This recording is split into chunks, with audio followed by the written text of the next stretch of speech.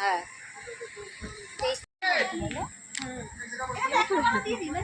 দিয়েছে তো, দেখো টানানোর থেকে বাকি থাকলে দিও, ওখানে ওখানে টানা। আরে দিদি তা জানি না, জিজ্ঞেস করার কি আছে? এই ঠাকুরটা কেন নড়ছে? আরে ঠাকুরটা ভালো সেট হয়।